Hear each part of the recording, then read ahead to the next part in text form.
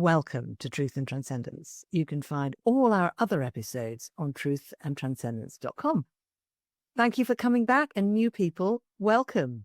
Today I'm delighted to welcome Raj Khedun, who is from London, in the UK. He's manager at Keep Fit Kingdom, with a mission to help 1 billion people reach 100 years of age happily and to realize the healthiest version of themselves. Well, they probably had to be pretty healthy to make it to 100, I should think. He's an avid wellbeing and transformation coach, and he's specialized in relationship coaching for 15 years. His 3-3 Metaverse Breathing Method is pretty amazing. It dramatically reduces stress and anxiety within 1 to 3 minutes, and it's proving to be highly effective in healing insomnia. And apparently Raj's infectious energy uplifts everyone because he's excited to make a positive difference whilst helping people fulfill their potential and make dreams happen. And you can find Raj and his work on 3-3, that's the digits 3-3, insomniahack.com, insomniahack.com. So Raj, that's built you up. So now you've got something to look up to on the show. Thanks very much for joining me. Yeah, no, you're very welcome, Catherine. High expectations. Let's see if we can deliver. Exactly. Fantastic. So Raj, on the pre-call, we had a fascinating conversation. And one of the things you shared with me is that you actually came into life with a pre-existing connection with evolution. Now, that's a first. No one's ever shared that with me before. So would you like to just kick off by sharing a little bit about that and what that means to you? Absolutely. So it all started when I was 3 years old. And my mother takes me to nursery for the first time to get enrolled. We check out the playgrounds are classrooms and everything. And then we end up in the library. And the first 2 books I ever pick off the bookshelf in this life was one about dinosaurs, the first one. That's where the evolution part comes in. And the second one was about planets. And for whatever reason, Catherine, the images of these books are so deeply embedded in my mind. I can remember it even like it's yesterday. It's that impactful of a memory. And strangely enough, these images, these ideas have guided me more so than my entire education. And what a blessing, because as strange as it sounds, being fascinated by dinosaurs was a way for me to question evolution. And how does the evolutionary process work between one creature and another? Like, how do you evolve from a crocodile to a dog, and then a dolphin, and an elephant, and so on, higher up the chain? Because as you know, the higher up you go on the chain of evolution, the more sentient, the more communicative, the more cooperative animals become. So it was fascinating to me to think, where is this chain? I don't see it with my physical eyes, but something's going on in the background where this process is happening following a predictable chain. And that just fascinated me. Then I started asking the question, can humans evolve their brains then? Can humans evolve themselves if they want to? And that's where the whole crazy ideas about what is the brain, what's the capacity, who are we, why are we here? All these questions started kicking off. So I hope that helps to answer your first question. Fascinating. And isn't it extraordinary how very young children are sometimes right on the button of what really is important without realizing? Yeah. You know, and thank goodness nobody talked you out of it and said, no, you should really be looking at a book about trains or something. Or Thomas the Tank Engine. Thomas the Tank Engine, honestly. That's got a lot to answer for, in my opinion. But yeah, fantastic. And didn't you talk about having this incredible meeting in India with somebody who was talking to you about that connection that you had? Yes, I have to kind of preface that by saying, the 2 books, the dinosaurs and the evolution and the planets, was again another thing that most people they're on the fence about. I'm not sure it's out of my purview, of my range of understanding. I don't know why we have other planets. But for me, again, it was another thing that I couldn't let go of. Because I was thinking to myself as a 3-year-old, okay, you have Jupiter, massive planet, king of the planet, spinning at 47,000 kilometers per hour, right? What? Okay, then you've got Saturn with the rings, and then you've got Mercury, and then you've got Venus, and then you've got Mars. And I was starting to think, on Mars, I mean, you can go on YouTube and look at the NASA channel on YouTube. And they've got the rovers on Mars exploring Mars, and they have had for quite a few years. And you can see there is no water on Mars. There's no plants. There's no dinosaur bones of any kind anywhere to be seen. So I'm thinking to myself, why is there an empty planet next to us? Yet Earth is full of life from top to toe. You know, from the birds in the sky to the, whales and fish in the sea, which is countless variations of manta rays and stingrays and octopus and all kinds of amazing creatures. And then on the Earth itself, on the landmass, 8 billion humans. And all the food and all the minerals and all the construction materials to build houses and all the rest of it. How is it that Mars has nothing and Earth has everything? It just boggled my 3-year-old little brain. So I had to kind of dial that in as an extra dimension to kind of broaden the scope a little bit, if that makes sense. So tell us who you met in India and what happened in that conversation. Yeah. Okay. So I was 18 years old, and my mother says, would you like to go to India? She's a bit open-minded spiritually. I'm like, India? Why would I want to go there? Like, it's full of strange things and mystics and people who stand on one leg for 500 years and all kind of weird stuff. Why would I want to go there? And she kind of like tickled my curiosity a little bit. But wouldn't you like to see it? I mean, you've lived here all the time, and I'm very interested for you. And the funny thing was, it triggered a memory of Indiana Jones, The Temple of Doom, the film. Because when I watched that film as a youngster, maybe I was 7 years old, 8 years old, I really loved the fact that he was an archaeologist and an anthropologist, and he went to India to uncover some mystical artifacts and some, mythical, ideas and statues and things like that. And that kind of got me excited.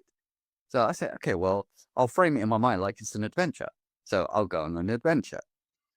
And because I was quite a bratty, obnoxious teenager who had everything materially, I took everything for granted.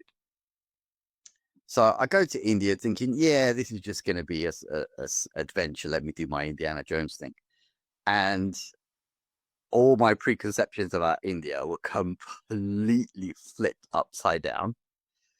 Because I'll go to India and I meet this avatar, right? Avatar, just for people who are not aware of what that is.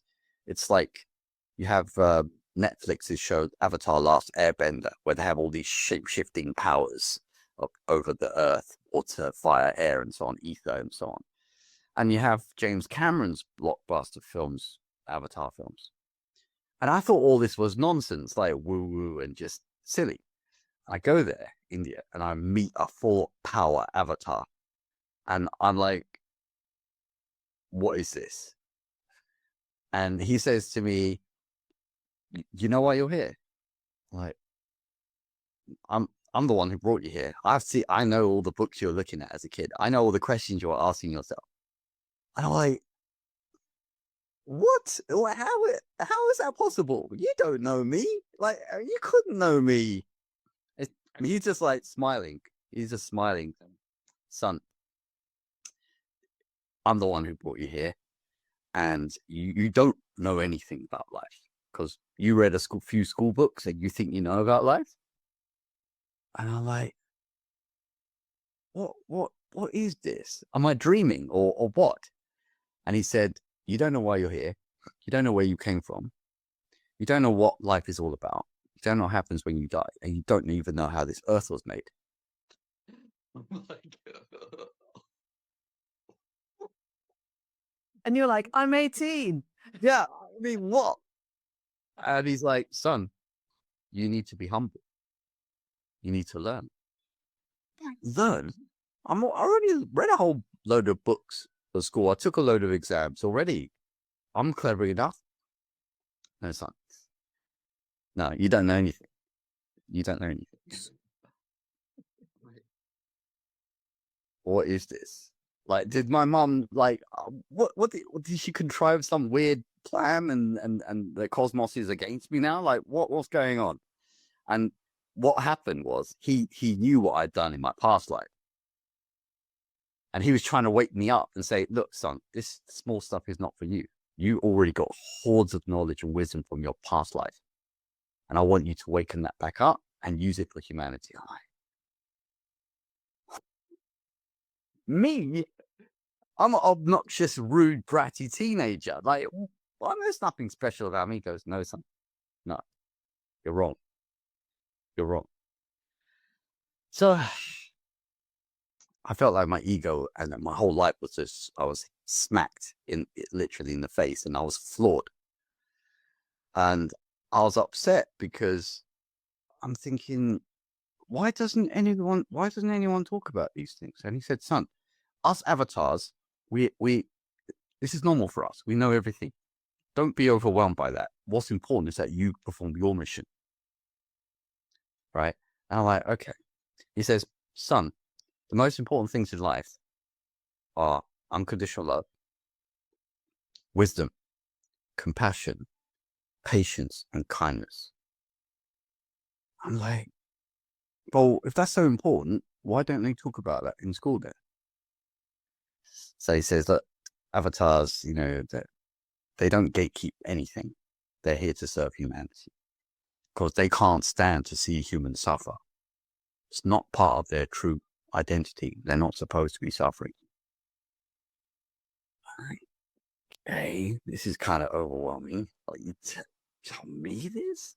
Like, should I feel happy or should I feel sad or depressed or what? So, but what he said, there's something about what he said and his energy and his presence I could not fight or argue about that. Couldn't. Because everything he said made perfect sense, even though my mental conditioning being brought up in London didn't conform to that pattern at all. So after that, I went into monk mode for 10 years. 10 years.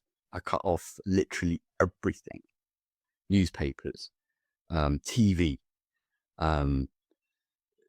eating processed foods, KFC, McDonald's, all that nonsense.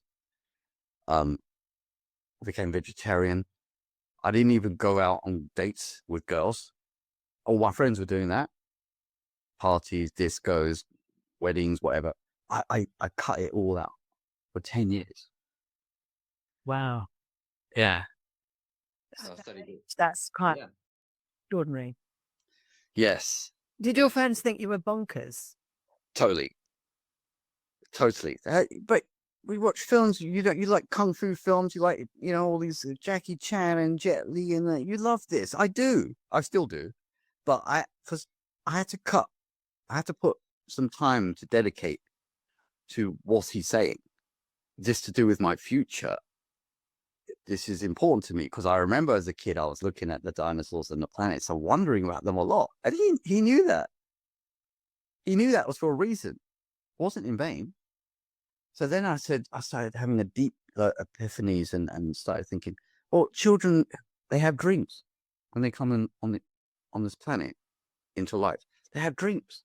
So are they supposed to fulfill those dreams, or are they supposed to let them sit by the wayside and let life and all its problems and relationships and all that stuff encroach on their mental, emotional bandwidth and then forget their dreams? Like, what are they supposed to do?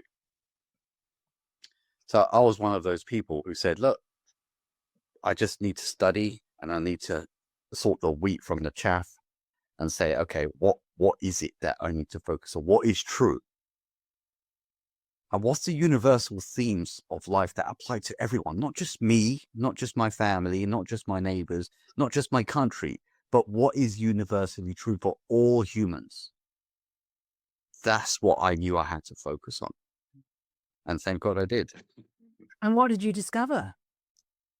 We're all just there's just two things that exist in the entire cosmos: energy and consciousness. Energy and consciousness. That's it. Everything else is a variation of that. Everything. And once you understand that, if you can get to that vibratory level or frequency, then you see that it's just a programming that you have. The template which the Almighty has provided us with, the body and the mind and the brain, it's all perfect. But what conditioning, what programming have you got going on in your mind and your brain to make you act and react to life as it is in front of you? That's the key. So energy and consciousness. Incredible. Beautifully put. So very, very exciting path. And I just want to congratulate you on actually being open enough to meet this person and engage with them. And that's a real bit of practice, that 10-year period.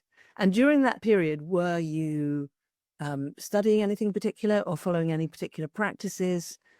What were you doing in that 10 years to help you on this journey?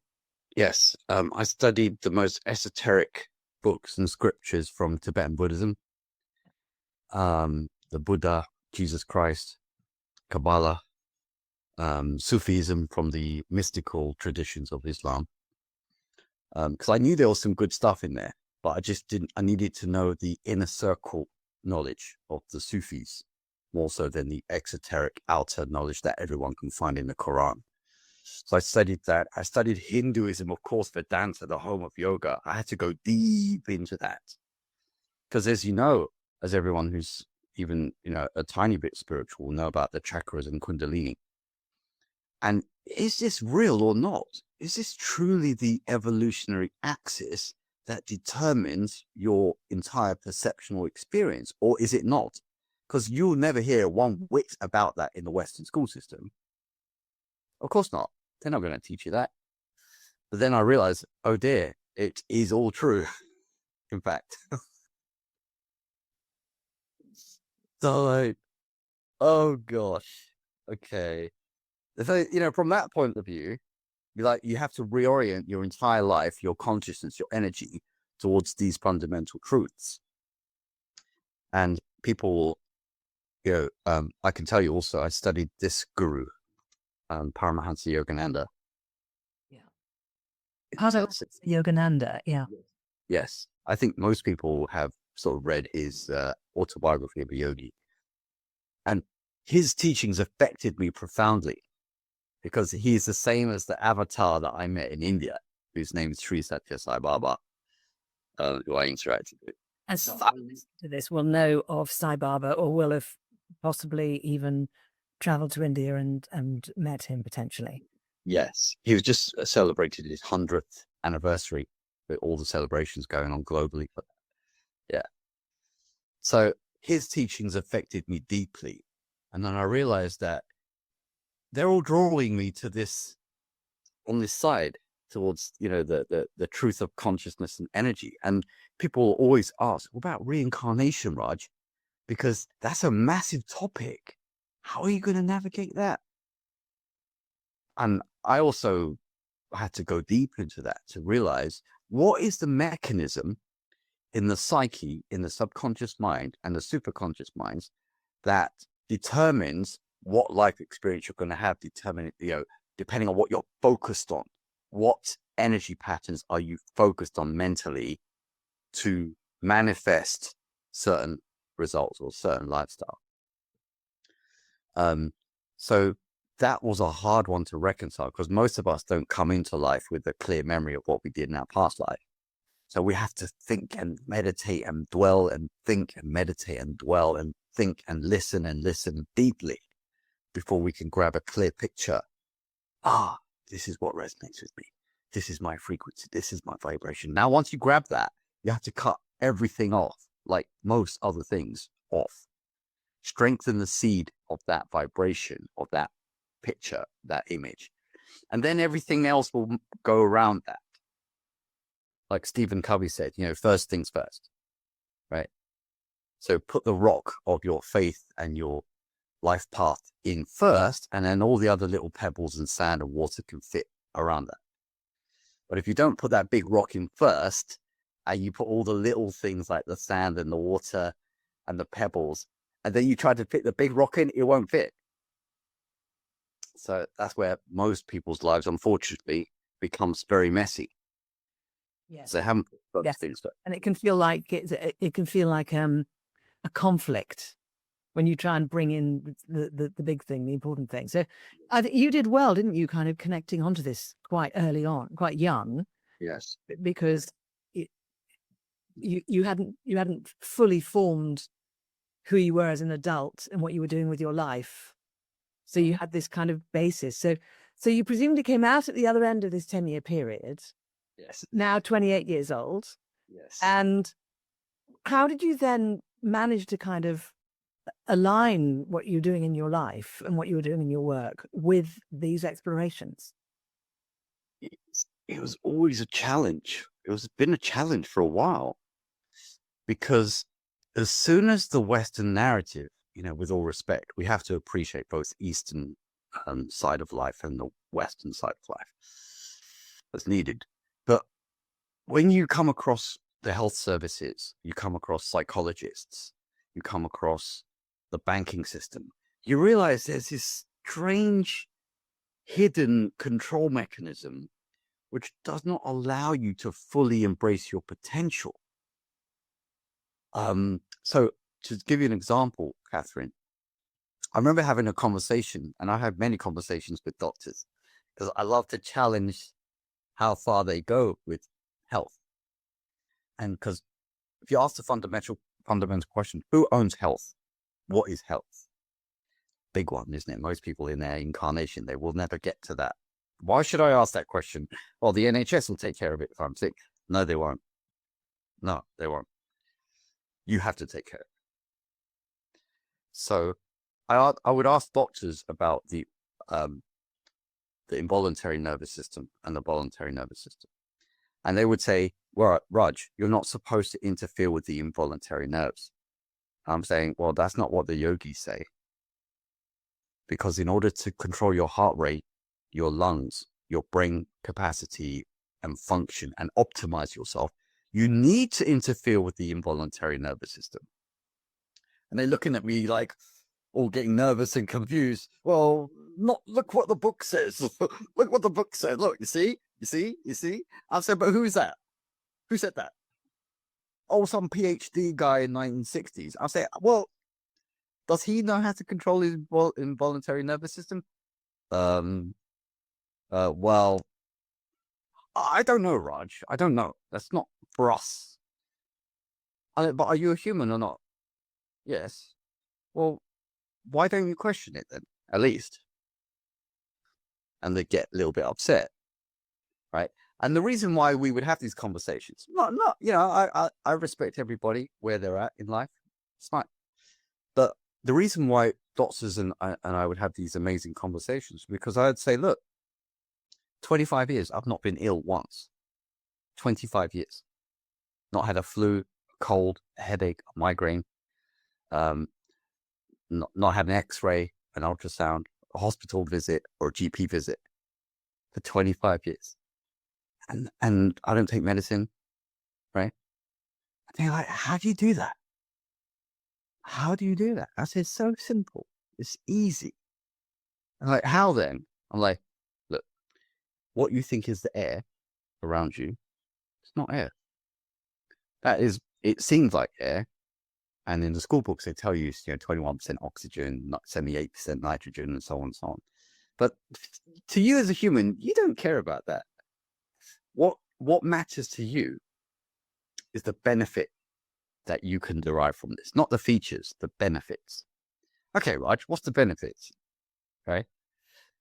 Okay, well, first of all, the components of this air, this space, is light, electricity, and magnetism. Light, electricity, and magnetism. Now, when you harness and channel this through the brain, through breathing methods, you start to enliven and enlighten a lot of your brain capacity that you never saw before, that you never knew even existed. Now, a lot of people have these fantastic philosophical and spiritual debates. Like, Well, why do so few humans use, why don't they use much of their brain? Because they've not been taught how to do that. And why is that? Oh, because you're in a Rockefeller 9 to 5 wage slave idea. They don't want you to become powerful. They don't want you to become autonomous. They want you stuck in the system. I'm like, how complicated does this get? When you go down the rabbit hole, you realize, oh, hang on. So the Almighty of the universe owns everything, including us. He designed us. He owns everything. But he wants his children to be happy because we're all his children, right? So if he wants us all to be happy, why should we lack health, wealth, and happiness of relationships with our wives, our moms, our dads, our kids, our neighbors? Why are we lacking happiness in abundance in all these things if it belongs to our Father? Then you start realizing, because the system wants you controlled. It's trying to straitjacket you into a limited idea of yourself. But then you say to yourself, well, what if I don't want? What if I don't accept that limited idea of myself? Then what? Well, then you're going to be a revolutionary then. Yeah. Right? It's Yeah. rebel. In your own life. Yeah. And you were talking about the programming we have in our minds, where it restricts. The thing about breathing is very interesting, isn't it? I think I've had lots of conversations with people who are just not conscious of their breathing, that the breathing just happens. Would you like to tell a bit about these incredible methods you've found with breathing? Absolutely. So it's like, when people go through a midlife crisis in their maybe 30s or 40s or 50s, some tragedy happens as it always does in life. And you hit a wall and you're like, what have I been doing all this time? Why am I thinking that way? Why am I behaving that way? Why is things not going well? And you have to retroactively look at your life from the beginning and say, there's something fundamental I've been missing, isn't it? What is it? What is that? And you've been hoodwinked by a society, by a materialistic culture that has deliberately distracted you away from your fundamental nature. So this is why we have to learn these basics from the beginning. So what was your question again? I want to get back to that. It was about these breathing methods that you developed. I'm really interested in hearing about those, and I think the listeners would love to hear about that too. Absolutely. So the basics is, as you know, as a child, you breathe this light, electricity, and magnetism into your system. So when you do that, you strengthen your nervous system and your immune system. And you can do that to such an extent that there's no end to it. You can expand yourself and your capacity and your power and your memory and your brain function. There's no end to it. You can expand as much as you want. But because you're not on that trajectory, you don't have the fundamental building blocks. You don't realize if it's worth it or not for you. But it definitely is. So the breathing methods that I practice, all the traditional ones from Vedanta, the yogic system, like you have alternate nostril breathing, you have breath holds, like what Wim Hof also teaches. You've got the rapid breathing, bellows breath, Bhastrika breath, they also call it. Kapalbhati breath, which is another softer kind of breathing. But then the 3-3 dials in the best of all in a very simple, easy, smooth, rhythmical manner that almost anyone can do. Anyone who's living and has a brain and is breathing can do this. A couple of contraindications are those who have extreme hyperventilation or panic disorders. We have to be a little bit careful with putting them through a process. But everybody else can do this. So to answer your question, you find how these breathing methods affect your energy, your personality, your feelings, your emotions, your moods, and how they also help your intellect to expand, right? So we all have infinite amounts of energy and consciousness, actually, all of us. But you have to start using the breath to understand the dynamics of how it works in your brain, in your nervous system, in your physiology, to fully appreciate what this is. So does that help to answer your Yes, that's brilliant. I mean, I appreciate it. It's difficult to sort of start and stop with some of these ideas because all these things you're talking about are all connected to each other. Yes. So talking to you, I can feel like, have you written a book, Raj? I have. I have written 2 books. One called How Squats Can Change Your Life. And you might be asking, what? I thought you were a spiritual guy. Why are you talking about squats? And I said, Squats can be very squats are incredibly important. They're very empowering. But I'm just kind of acknowledging that, because a couple of times in the conversation you said, did that clarify? Was that, and I get this as well sometimes if I'm a guest on a show and I just start talking about the thing and then I start thinking, oh my God, am I still on the same planet as the host and the listeners? No, you are right on track. This is fascinating, wonderful stuff. And I love this work you're doing. And it's very interesting that you focused in on the breath because obviously that's fundamental. And as you say, everyone apart from the panic disorder thing can do it. So how do people engage with that with you? And when you're working with people, what kind of ways are you working with people and helping them? Well, we could do a short, compact session if you want, and just Well, show. if you're open to it, why not? Of course. Can I just say to everybody, don't do this if you're driving. Exactly. Okay. Yeah, but just Put down the pan, turn off the stove. yes, be in a safe place, absolutely. Yeah. But just to touch on your question there, they reach because I've been doing relationship coaching for the best part of 15, 16 years now, women all over the world. There's no relationship problem that I haven't come across or that I haven't solved in most cases. So relationship coaching and coaching in life overall in terms of anatomy, health, diet, I do all of that. So people reach out to us online, on WhatsApp, email, and so on at the website that you mentioned earlier, and also keepfitkingdom.com as well.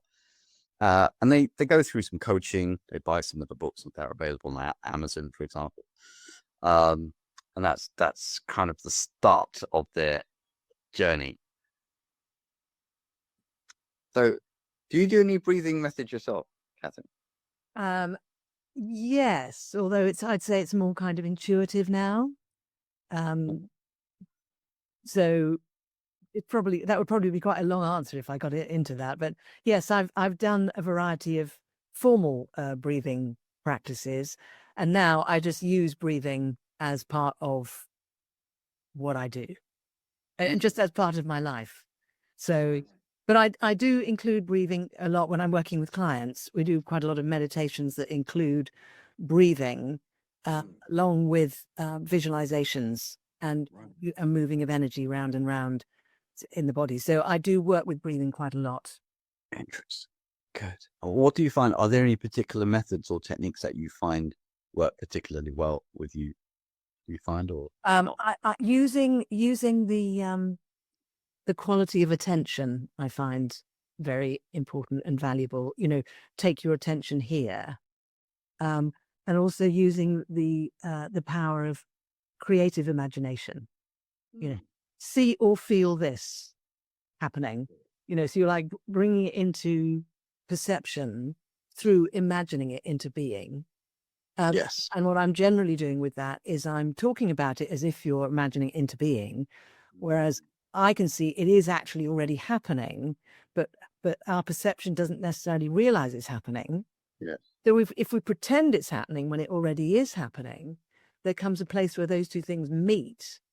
And then suddenly it's like, oh, that was a great experience. I've not had that before. And actually, no, you've been having that experience all along. You just didn't recognize it until you gave your mind permission to allow your senses to tune into it and perceive it. So I'm incorporating quite a few things together. Yeah. When I'm doing these things. Interesting. Fascinating. Okay. Let's see if this makes any sort of marked or noticeable difference for you. Yeah. I'll walk you through it. session. So what we do first is we just check in with ourselves. You can close your eyes if you want, and just check in with yourself, see how you're feeling.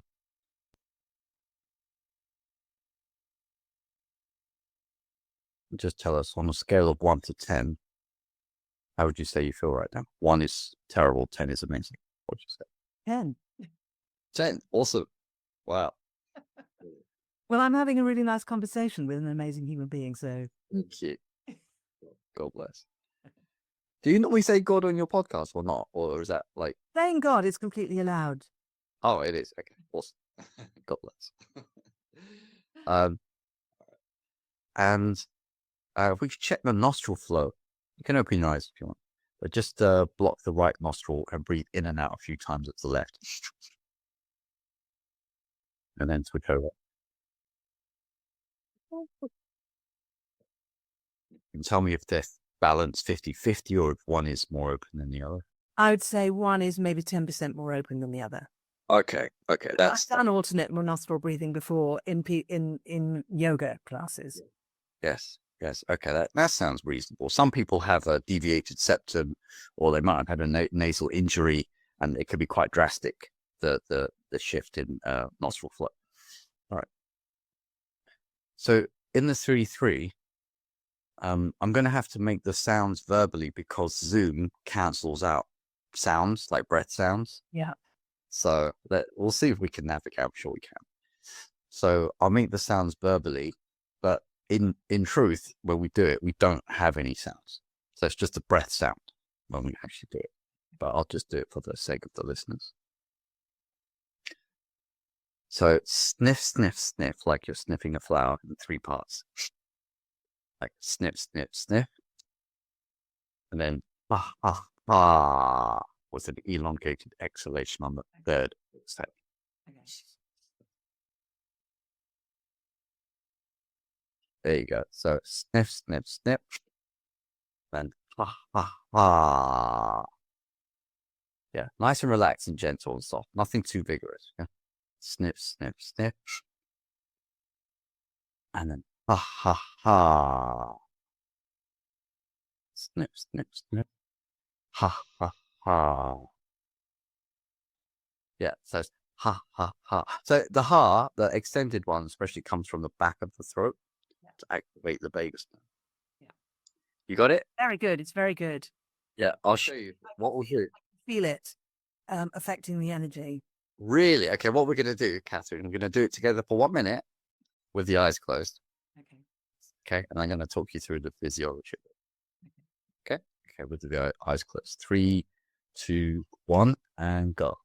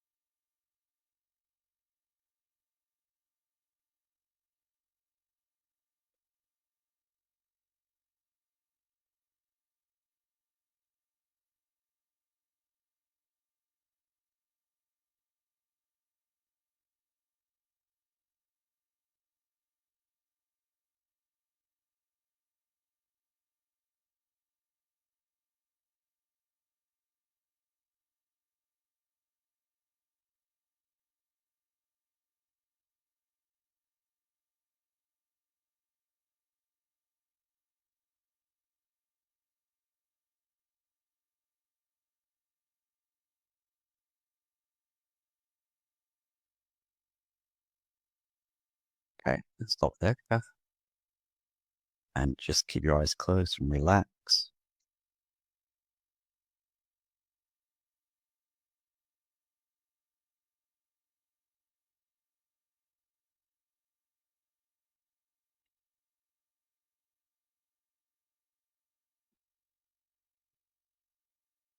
Just gently feel what's going on within.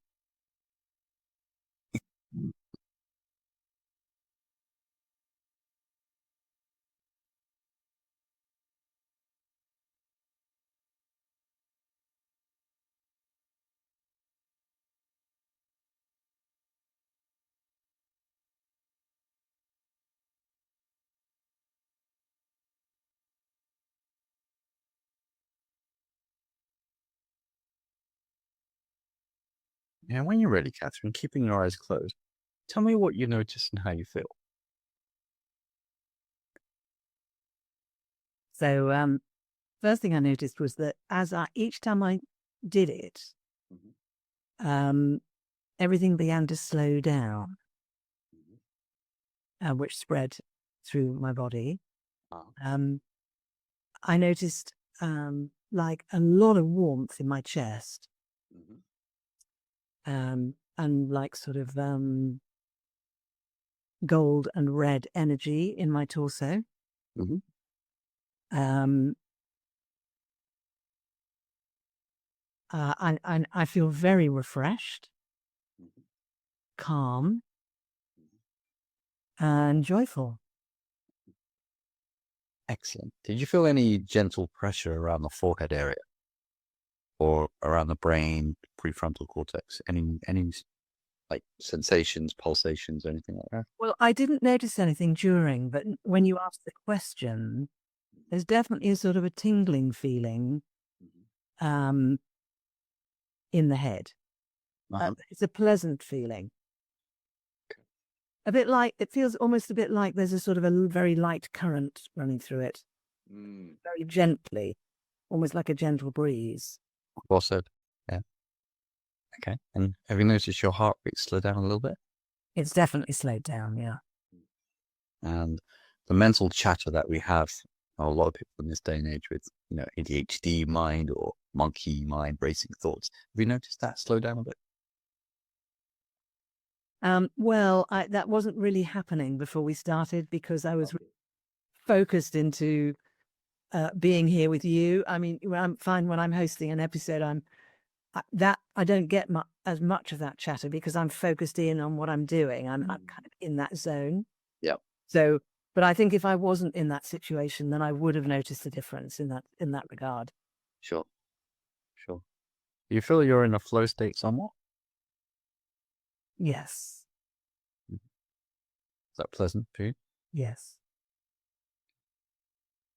And are you, I know you're already familiar with certain breathing methods and so on, but did you find it as fairly quick for a 60-second practice in terms of what you feel afterwards? Yes, it's a very it's like a quick hit. It's a very quick effect. Yes. It's a very well designed practice, in my opinion. It's not shocking to the system at all. Yeah. And I think that's really important. Yes. So what it means is, to me, it felt like it had a very strong kind of uplifting whilst also grounding and softening and flowing effect. It's interesting. It has both of those at the same time. Exactly. But very quickly and also very securely. There's no sharpness to it. There's no shock to it. Correct. Exactly. And that's why, what we designed it for the modern person as a quick, easy reset. Even if they don't want to be yogis, they don't necessarily want to be spiritual or religious, but they still need something to help them sort of reset or regulate the nervous system quickly. Yeah. So it's still, it's still very helpful for them, even if they don't want to meditate for long periods of time. Absolutely. And if they do, this would definitely support that process. Yes. Which would be beautiful. Well, thank you very much for leading me through that. That was just lovely. You're welcome. I get so many treats being a podcaster. Beautiful.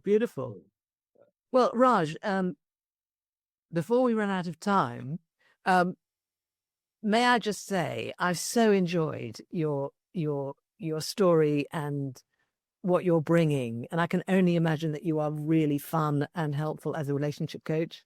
I can just imagine you being really great for that. And God knows we need some good relationship coaches in the world at the moment.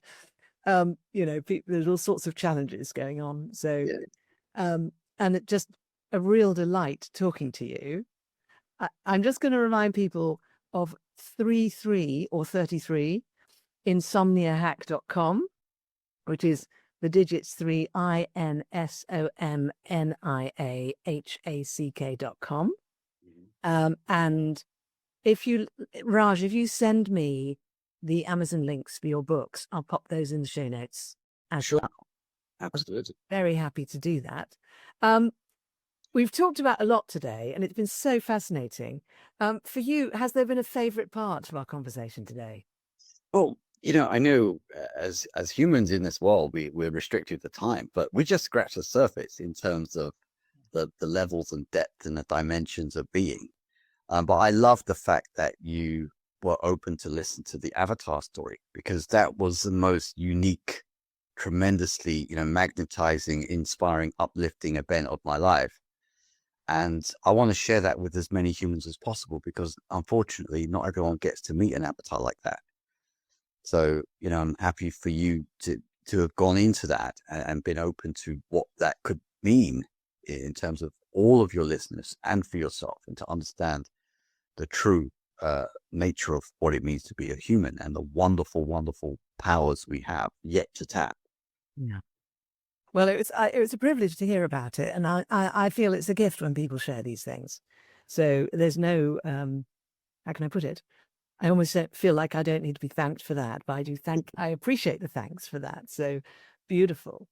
So one other thing I'd like to ask you, which is there something you would like to say to people in the world who are trying to be helpful and working on being part of the solution? They might be leaders or parents or teachers or community leaders or avatars, whoever they might be in the world.